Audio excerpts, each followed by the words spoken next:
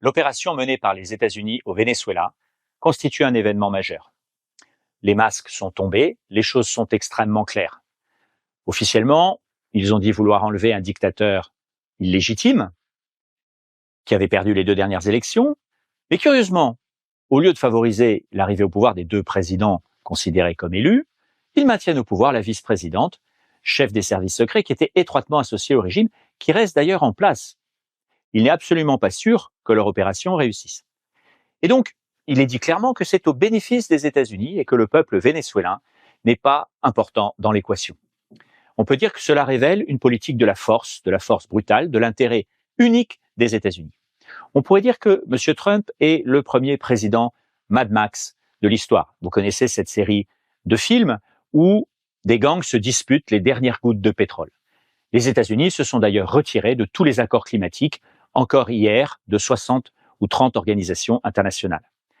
Or, pourtant, ces organisations internationales sont importantes.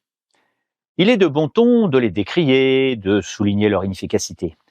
Mais regardons de près. Plusieurs d'entre elles ont eu un rôle très important et très positif. Il y a l'Organisation mondiale de la santé, le Programme alimentaire mondial qui a aidé des millions de personnes. Et pour prendre un exemple récent, et pour parler du climat, le protocole de Montréal, qui nous a permis, nous, l'humanité, de sauver la couche d'ozone, n'a été possible que par un effort de tous les pays du monde, pour interdire un certain nombre de produits. Bref, ce que nous devons faire aussi avec l'accord de Paris.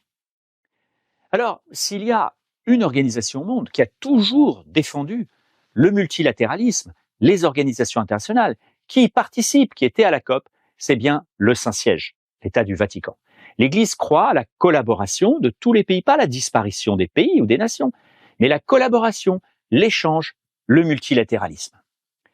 Alors c'est sûr qu'aujourd'hui, nous avons un président américain qui est certainement l'Américain le plus puissant de la Terre, qui fait un peu ce qu'il veut avec son pays, qui nous met brutalement face à la situation de notre planète.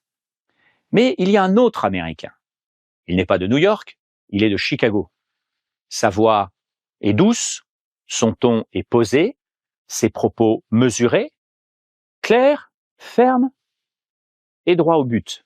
Et il s'appelle le pape Léon. Alors nous pouvons espérer qu'en cette année 2026, petit à petit, la voix brutale, arrogante et vulgaire et égoïste du président Trump soit remplacée par la voix qui insiste sur la collaboration de tous pour le bien de l'humanité, la voix du pape Léon. À la prochaine fois.